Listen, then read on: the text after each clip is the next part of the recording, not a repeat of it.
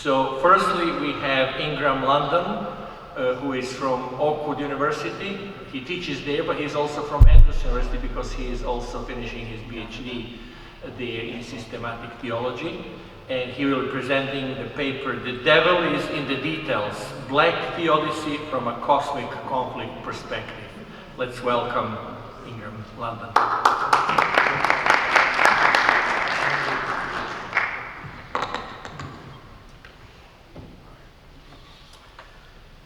The contemplation of the problem of evil has led many devout theists to question the existence of God due to the prevalence, variety, and quality of evil present in the human experience.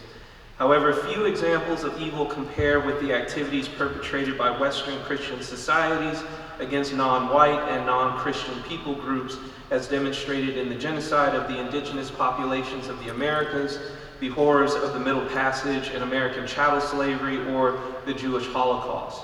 In light of these atrocities, many African Americans have pondered the question as to why a presumably sovereign deity such as the God of Christianity would allow such atrocities to take place given the scale and quality of evil manifested. As Frederick Ware remarks, various kinds of suffering have raised questions about God's solidarity with the oppressed, God's intentions for human life, and even God's existence. A lack of persuasive, viable answers from a Christian perspective have unfortunately contributed to the disillusionment of some African Americans with Christianity. This has led to a portion of that community to depart from Christianity, opting to join other communities of faith, or in some cases practice no faith. In response to this departure, several Black theologians have attempted to create a Black theodicy to provide a rationale for the chattel slavery experienced by the African American community, as well as other evils in the Black experience. Black theodicies, however, like Black people, are not monolithic in perspective, but instead exhibit a variety of viewpoints and nuances in outlook. Unfortunately, diversity of thought, typically a positive feature of theological investigation, may not be as helpful in addressing questions such as the problem of evil, particularly horrendous evils, especially when the solutions proffered may do more harm than good. Indeed, it is possible to overemphasize certain aspects of the theodicy question, distorting the biblical data, and ultimately failing to provide a plausible vindication of the notion and character of God, or any real psychological solace for pain and suffering. Thus, it is necessary to exercise discernment in evaluating various theodicy models to avoid adopting a counterproductive model to the theodicy enterprise. One must first assess the options available by charitably investigating and critiquing the various Black theodicies to ascertain whether their different approaches fall short of successfully answering the question of Black pain and vindicating the notion and character of God despite the presence of evil. James Cone, the academic father of Black theology, proposed a Black theodicy which I'll refer to as suffering servant Black theodicy, though others have classified it as redemptive suffering theodicy. His theodicy affirms the traditionally orthodox attributes of God's omnibenevolence and omnipotence while attempting to explain the existence of American chattel slavery and Black suffering in general. In Cone's theological remarks, he at times describes the consequence of Black suffering as stemming from a conflict between Jesus Christ and anti-Black malevolent alien forces.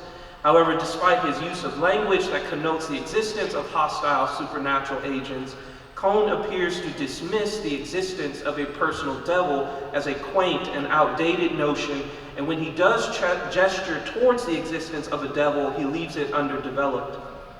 I believe this was a critical mistake in his theological approach, preventing him from constructing a plausible metaphysical environment for his theodicy to aid its philosophical viability and psychological utility. Thus, in some ways, Cone's Black theodicy is superior to others in that he affirms the traditional attributes of God. However, his dismissal of the existence of a devil and his failure to propose a theologically and philosophically plausible environment that explains how an omnipotent God that desires the liberation and well-being of Black people can be functionally restrained, or God's divine agenda frustrated by alien forces, severely hampers the utility of Cone's approach. Nevertheless, I suggest that Cone's system can be salvaged by reframing it within a robust cosmic conflict worldview, allowing for a viable nemesis that can temporarily oppose God's will regarding collective black human flourishing without compromising his essential divine attributes. My purpose in this study is to critique Cone's suffering servant black theodicy, which he bases on a liberationist and anti-determinist perspective that has overlap with Adventism. I will then suggest how Adventism's cosmic conflict worldview can assuage some of the shortcomings of Cone's theodical approach, improving its theological, philosophical viability and psychological utility for black pain. The need for black theodicy. The classical problem of evil and theodicy. The articulation of the classical problem of evil is generally attributed to Epicurus and is known as the Epicurean paradox. The articulation is as follows: is God willing to prevent evil but not able? Then he is not omnipotent. Is he able but not willing? Then he is malevolent. Is he both able and willing? Then whence cometh evil? Is he neither able nor willing? Then why call him God? The inherent tension within the Epicurean paradox can be summarized syllogistically as God is benevolent, God is omnipotent, there is evil in the world. If the first two propositions are true, the third cannot be. Now the third is true as a matter of observable fact. From this, it follows that one or both of the first two premises must be false. Either God is not benevolent, or he is not omnipotent, or both. But if either is false, there is no God as Judeo-Christianity portrays him. The Epicurean paradox appears inescapable for the Christian theist. However, attempts have been made to solve the problem. These attempts are generally referred to as defenses or theodicy. Specifically, theodicy is an attempt to vindicate the notion and character of God despite the reality of the existence of evil. Several theodicies have been proposed throughout Judeo-Christian history, including soul-making theodicy, best possible world theodicy, the free will defense, Felix Culpa arguments, etc. J.L. Mackie has argued somewhat successfully that these approaches to the problem of evil ultimately fail, claiming that a successful theodicy must compromise one or more of the classical attributes of God in order to maintain logical consistency. However, Alvin Plantinga protests this, claiming that his articulation of the free will defense escapes Mackie's critique, and several other philosophers agree with him, including several atheists and agnostics. Horrendous evil and theodicy. Marilyn McCord Adams agrees with Mackie's assessment in principle. Still, she cautions against the use of atheologian arguments such as Mackie's, contending that it does the atheologian no good to argue for the falsity of Christianity on the ground that the existence of an omnipotent, omniscient, pleasure maximizer is incompatible with a world such as ours, because Christians never believed God was a pleasure maximizer anyway. Instead of assertions and rebuttals around what she calls the global problem of evil, Adams proposes that the real problem of evil is not a matter of discussion between theists and non-theists, but rather an internal discussion amongst theists. Specifically, Adams is referring to the problem of theological communities that propose theoretical global answers to the problem of evil, yet these answers seem to fail to resonate with the members of the religious communities out of which the theories were birthed. Adams states that it is not enough for Christian philosophers to explain how the power, knowledge, and goodness of God could coexist with some evils or other. A full account must exhibit the possibility of divine perfection with evils in the amount and of the kinds found in the actual world, and evaluated as such by Christian standards. She claims that the real issue with current theodicy approaches is that these standard treatments of the problem of evil do not address the phenomena of which she calls which she has termed horrendous evils, to the satisfaction of the adherents in the religious community that these defenses are constructed. And what I argue is that this is essentially the problem when it comes to black theodicy. The acknowledgement that horrendous evils are an actual reality, that it is something that does exist. Adams defines horrendous evils as evils the participation in, the doing or suffering of, which gives one reason prima facie to doubt whether one's life, given their inclusion in it, be a great good to one on the whole. Adams states that unlike other types of evil, horrendous evils tend to engulf the positive value of a participant's life, such that the victims of this type of evil are overcome by the evil and defeated in life. And if horrendous evils are actually a thing, then that means that any type of Felix culpa argument you can basically just throw out of the window if people are actually overcome and defeated by evil in this life and in the life to come. The participation in these evils is not adequately addressed by what Adams calls the generic and global treatment of the problem of evil discussed above. Thus, these theodicies are inadequate in answering the problem of evil, at least at the evidential level, as they do not seem to correspond to real life in a satisfactory manner in addressing horrendous evils. It appears that Adams sees the flaw in the standard treatments of the problem of evil and that they are theoretical. In other words, they are plausible solutions to the theoretical impossibility of the simultaneous existence of God and the manifestation of evil in the world. Therefore, since the standard treatments are a response to a theoretical objection, they are not rooted in the contemplation of the problem of evil within real life experience and thus do not speak to it. While attempting to address the universal presence of evil, they fail to address specific instances of evil on both a small scale or instances of evil on a large scale.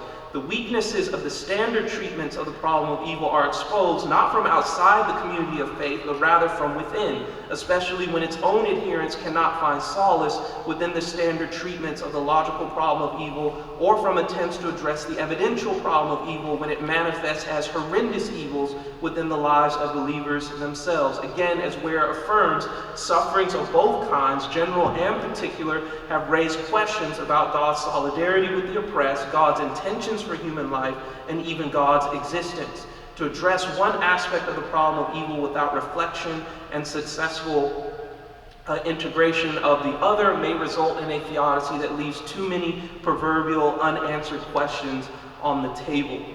I'm going to skip down, if you're following along, I'm going to skip down to the next section, which is the need for black theodicy.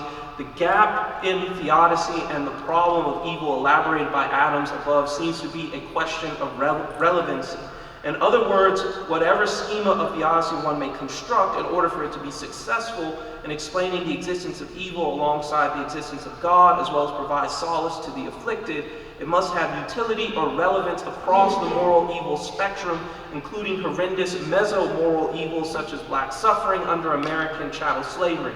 In A Black Theology of Liberation, James Cone states the following in regards to the relevancy of theology. If theology is to be relevant to the human condition which created it, it must relate itself to the questions which arise out of the community responsible for its reason for being. The very existence of black theology is dependent on its ability to relate itself to the human situation unique to oppressed persons generally and blacks particularly. If black theology fails to do this adequately, then the black community will and should destroy it. Blacks have heard enough about God. What they want to know is what God has to say about the black condition, or more importantly, what is God doing about it? What is the relevance of God in the struggle against the forces of evil which seek to destroy black being? These are the questions which must shape the character of the norm of black theology. Black theodicy, as a theological subdiscipline of black theology, should meet the same high standard that Cone articulates above. Thus, black theodicy must fulfill two sets of criteria. One, it must be a theodicy in that it must attempt to answer the paradox of how evil and God can coexist, given God's ontological traits of omnibenevolence and omnipotence. And two, it must be black in the sense that it must answer satisfactorily the questions of theodicy that specifically arise from the black community as it contemplates the phenomena of black pain. With the time I have left, I'm going to skip down and start transition here to start talking specifically about Cone's theodicy. So analyzing James Cone's suffering servant black theodicy. Turning to Cone's suffering servant theodicy, I will now assess the inner logic of Cone's black theodicy and summarize its answers to the classic theodicy questions, as well as evaluate its utility in addressing black pain. The analysis aims to expose any weaknesses Cone's theodicy approach and in his approach and identify key elements that should be retained and incorporated into a general global theodicy approach that it could accommodate not only the macro level problem of evil, but also horrendous evils at the middle and peak layers of the problem of evil pyramid that I referenced earlier in the paper. Cone's black theodicy will be analyzed based on its ability to retain both the omnipotence and omnibenevolence of God, which will be referred to as Q1 and corresponds to the base layer of the problem of evil pyramid and the logical problem of evil.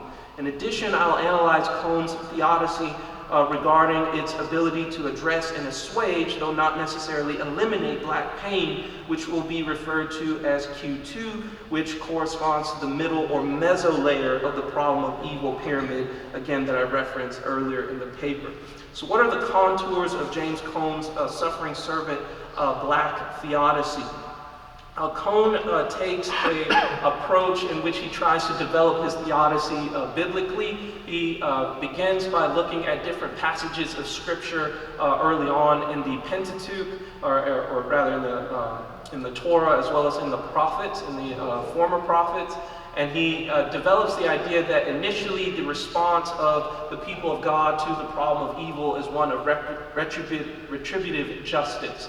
And then he moves on from there and says that their ideas of theodicy and the problem of evil develop fully once you get to the book of Job. And when you get to the book of Job, he focuses primarily on the last couple of chapters of Job, where Job is depicted as a suffering servant, and his suffering becomes redemptive in the sense that he is called upon to pray for and offer sacrifices for his friends who have mischaracterized God's ways in the world and mischaracterize God's justice. One of the other key features of Cone's theodicy in regards to the Q1, addressing the global problem of evil, is that he develops these walls, or you could say a sandbox, in which he basically says that you can basically do a whole lot in terms of black theodicy, but what you cannot compromise is the omnipotence of God and the omnibenevolence of God, that a denial of these is a denial of black faith. I'm going to move on to my evaluation of his theodicy. When evaluating the overall success of Cone's theodicy, it is apparent that his primary goal is to address Q2, addressing the question of black pain. Although he acknowledges the problem of Q1, he sidesteps the issue, claiming that it is an irrelevant question from a black perspective. The existence of God is not something to be questioned, and by extension, his attributes of omnibenevolence and omnipotence. These are non-negotiables for Cone's black theodicy, and thus they are not adequately addressed. For Cone, the better question is, what is God doing about the existence of evil, such as American chattel slavery? And what Cone points to in terms of what God is doing, he says that God is actively fighting against these forces of evil, and that victory over the forces of evil are assured because of the death and resurrection of Jesus Christ.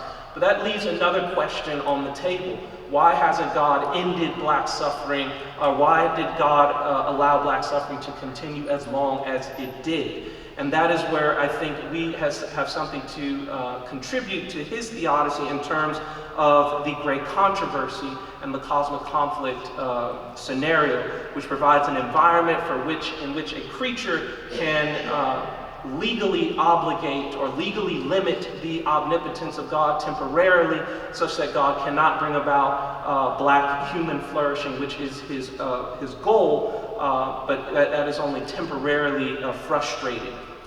When you look at other black theodicies, there is no guarantee that God will actually defeat the forces of evil that threaten black life and black human flourishing. I'm going to move on to my conclusion now, if you are following along. In conclusion, the notion of black theodicy is a much needed theological construct for the retention of African American Christians, as well as its future growth through the evangelization of African American communities. Unfortunately, Christianity as of yet does not possess a viable theodicy and addresses both the macro global problem of evil as well as the manifestation of horrendous evils that affect large masses of people as well as specific individuals. Black pain and suffering as a result of American chattel slavery is a pertinent example and viable test case to use in ascertaining the utility of global theodicies. In this study, James Cone's theodicy was analyzed and critiqued to ascertain its viability and utility. I recommend Cone's suffering servant theodicy as a base template for incorporation into a larger global theodicy, as it does not compromise the traditional attributes of God and is moderately successful in addressing Black pain. However, it is also suggested that any theodicy that attempts to contextualize itself to the Black experience should consult Psalm 73, which I discussed earlier in the paper, of which the Black experience mirrors the oppressor-oppressed relationship. In addition, it is recommended that Cone's Black theodicy be supplemented by a more robust demonology, including the Bible's depiction of God's archenemy, the Satan. This would also need the inclusion of an environment or circumstances by which the Satan or some intelligent forces of evil are able to constrain the omnipotence of God, at least temporarily, so that the existence of evil no longer calls into question the existence of God or the character of God. The supplemented Cone's suffering servant Black theodicy may provide mental solace to minority communities that have suffered oppression and questioned the character or existence of God. Thank you.